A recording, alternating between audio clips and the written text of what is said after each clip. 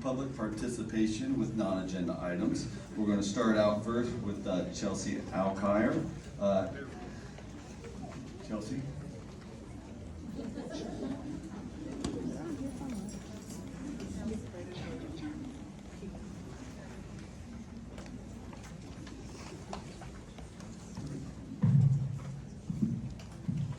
Hi, good evening, members of the board. Thank you for the opportunity to speak tonight. My name is Chelsea Alkire, and I come to you not only as a dedicated educator, but as someone with deep lived experience in the work we're here to strengthen. For the past 13 years, I've worked in ESL and special education, beginning as a bilingual aide, then as an instructional assistant in a special needs classroom, and for the last 10 years, 9 of which in the district, as an ESL teacher. This work is my calling. I've been honored to be nominated for the 2026 Ohio Teacher of the Year, and I've also been a speaker of the Ohio TESOL Conference, where we gather to learn, reflect, and grow as advocates for multilingual learners across the state.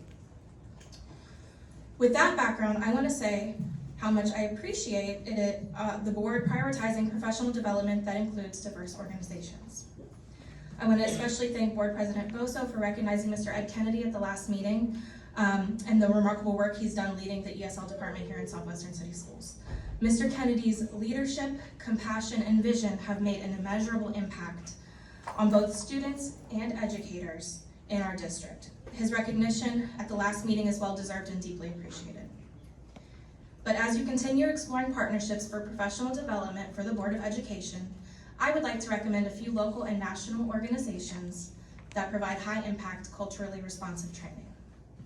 A few local organizations that would be great for the board to strengthen some of their not-so-strong areas include ETSS, Ethiopian Tawahedo Social Services, which offers trauma-informed, culturally grounded training for educators working with immigrant and refugee youth.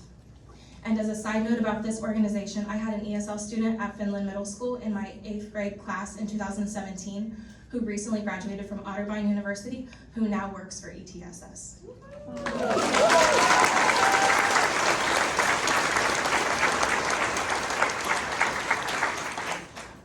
The Ohio Center for Autism and Low Incidence is a leader in inclusive education for students with disabilities, offering practical and adaptable strategies.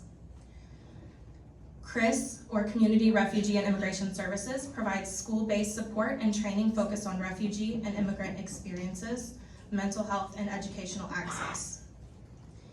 And the Kerwin Institute at OSU is renowned for research-driven equity training centered on race, opportunity, and systemic barriers.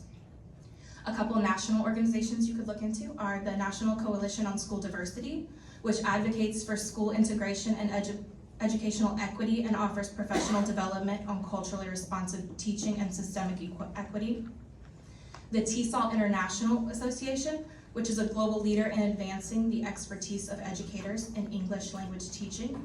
They offer professional development, best practices, and advocacy. And the Council for Exceptional Children. It focuses on improving outcomes for students with disability and gifts and talents through special education training and support. Partnering with these organizations would not only support our educators, it would directly impact the experiences and outcomes of our students, especially those who are multilingual, disabled, recently arrived, or historically underserved. This work, making our school more equitable, more inclusive, and more human, matters. It requires more than a one-time training. It takes sustained investment in our students, open minds, and a willingness to see every student in their full humanity. So again, thank you for acknowledging the leaders among us, for seeking out the right voices, and for making it clear that we are moving forward with purpose. I truly hope you all look into some of these organizations and associations and find at minimum 1 or 2 that align with the beliefs the stakeholders in the district have shown you are important to us. Thank you.